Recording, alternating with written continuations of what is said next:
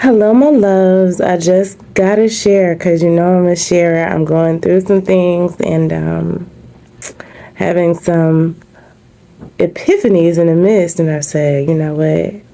Let's talk about it because it's hot, you know? First and foremost, let me say that if you grew up in the 80s or 90s, you're going to understand what I'm about to say. Right now, I am feeling the effects of skipping boot camp with Empress Alchemy for a little bit here because I've developed Dunlap syndrome. And we're just going to leave that there. You can Google it. But on a more serious note, I'm also dealing with some internal and external stuff. And I was just like, oh, it's so hard, y'all.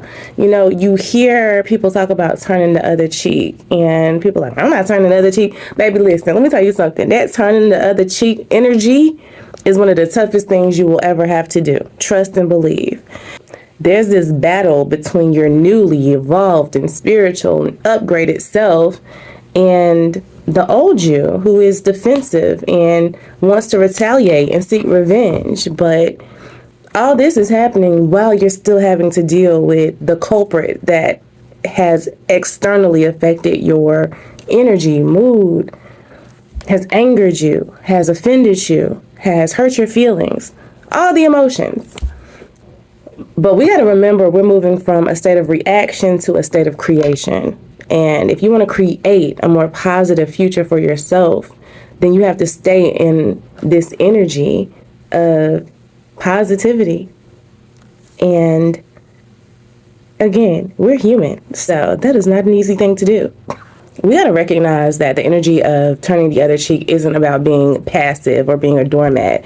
It honestly is the ultimate expression of spiritual sovereignty and self-control. So flex when you can do it, because baby, it's hard. Oh my gosh. But remember, the real battlefield is internal. All that stuff that's happening out there is just a byproduct of life. The old self, when it sees like this threat, this offense, it taps into the ego and it's like, oh, I'm being attacked. I got to defend myself. And the evolved self realizes that, you know, this attack is just a ripple on this giant ocean that I'm a part of. And I'm a magnificent wave, but I'm also this magnificent ocean. We are all one. This person is me pushed out. What are they reflecting back to me? What are they mirroring back to me? What can I learn in this moment? Because all of these things that attack us are lessons. And when we can get out of our ego and get to the root of the lesson, we can push past it and grow and evolve even more. But so many times we get caught up in our ego and we want to seek revenge. We want to have that quick comeback. And that's not helping you. Like, forget that other person, forget that other situation. Because, I mean, we're all one. But your focus has to be here. In those moments, the big question is, okay, so what am I supposed to do? Sacred pause. Drop your shoulders and breathe in and out 3 times.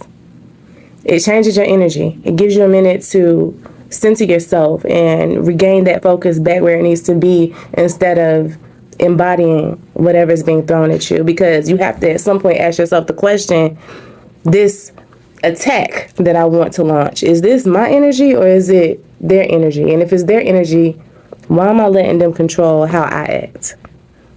That's kind of weak. I'm just saying. Sometimes it's better to just be detached. And being detached isn't coldness, although it can be perceived as coldness or being stuck up or being whatever labels people want to hurl at you.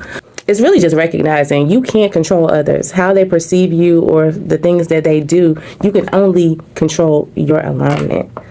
So I can't control what you have to say about me. I can only control how I feel and how I react. Those are my things. And when we let people anger us and lash out in ways that really aren't who we want to be anymore, we're letting them control us. Again, weak. You got to override that primitive fight or flight defense that we have as humans and realize that anger, all those negative emotions and that stuff you want to do to seek revenge, that's just a wounded inner child throwing a tantrum inside of you. You're going to let that child win, because I'm going to tell you something, my kids know better. And it's not a matter of I'm going to beat you or anything crazy. It's just like, When did we start doing that? We don't do that. And sometimes you got to treat that inner child in you the way you wish you had been treated as a child. That's part of the healing process.